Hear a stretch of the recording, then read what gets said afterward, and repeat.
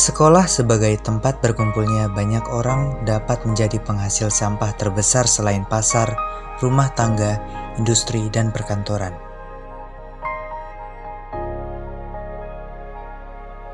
Sampah yang dihasilkan sekolah kebanyakan adalah jenis sampah kering dan hanya sedikit sampah basah.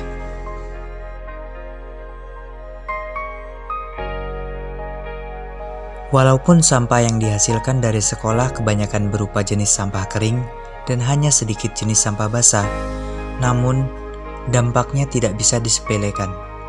Apalagi sampah kering yang dimaksud adalah sampah anorganik yang tidak bisa hancur begitu saja tanpa adanya pengolahan secara bijak. Di lingkungan sekolah, pengelolaan sampah membutuhkan perhatian serius. Dengan komposisi sebagian besar penghuninya adalah siswa, tidak menutup kemungkinan pengelolaannya pun belum optimal.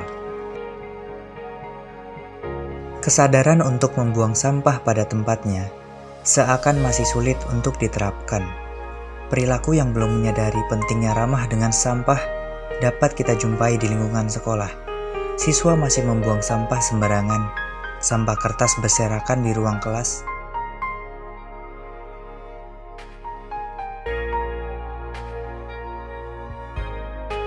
kantong-kantong plastik pembungkus makanan dan minuman tidak dibuang pada tempatnya.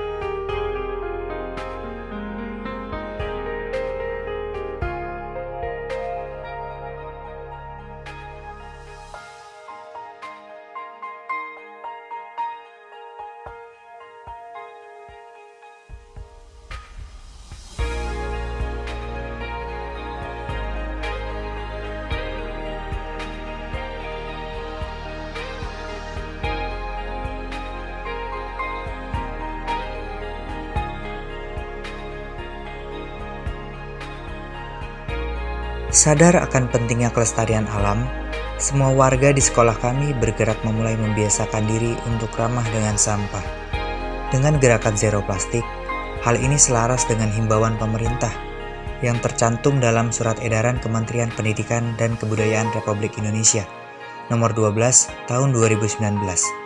Gerakan Zero Plastik ini adalah gerakan yang mengajak seluruh warga sekolah untuk mengurangi penggunaan segala macam barang yang menimbulkan sampah seperti piring, gelas, kemasan air minum berbahan plastik sekali pakai, ataupun kantong-kantong plastik.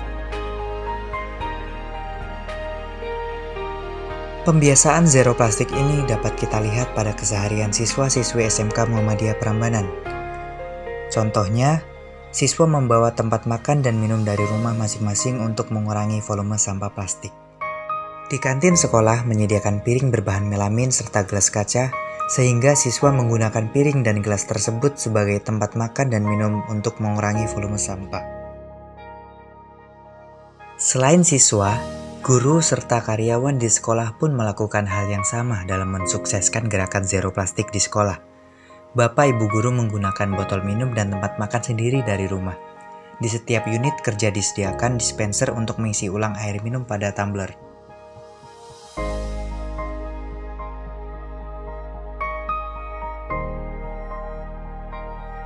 Pembiasaan ramah dengan sampah lainnya di sekolah kami, yakni siswa diberikan pemahaman bagaimana mengelola sampah dengan memilih dan memilah sampah-sampah menjadi kelompok sampah tertentu.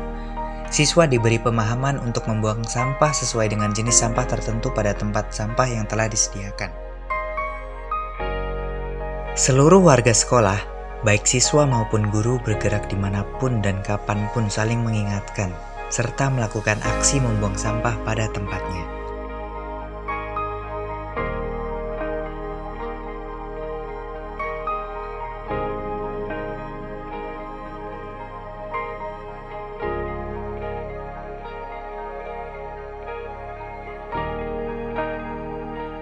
Sampah yang banyak dihasilkan sekolah berikutnya adalah kertas bekas. Di antaranya, berjenis kertas HVS. Jenis kertas ini di kalangan pedagang kertas bekas memiliki harga yang paling tinggi, belum lagi kertas karton dan kertas jenis lainnya. Bentuk pengelolaan kertas bekas pada sekolah kami adalah sistem pemilahan untuk dijual. Kertas berjenis HVS dipisah dari jenis lain, misalnya koran, karton, dan kardus. Kertas bekas yang sudah dipilah tadi dijual ke pedagang kertas bekas. Pedagang kertas bekas secara berkala akan datang ke sekolah untuk mengambil kertas tersebut.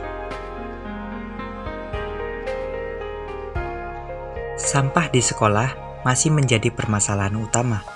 Pengelolaan sampah di sekolah kami masih dilakukan secara tradisional, yakni membuang sampah sesuai jenis pada tempatnya.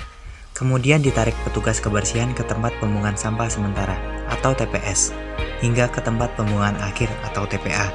Hal ini memang dirasa masih kurang efektif dalam pengelolaan sampah. Bebas sampah plastik tidak akan mungkin terwujud tanpa upaya dan tindakan yang signifikan dari diri kita pribadi dan lingkungan terdekat. Namun, dengan gerakan zero plastik, yakni meminimalkan produk atau barang yang menimbulkan sampah plastik atau non-organik di sekolah kami, sehingga tercipta lingkungan yang bersih, sehat, dan nyaman. Kami berharap bisa berkontribusi untuk mengurangi volume sampah non-organik di wilayah Sleman pada khususnya.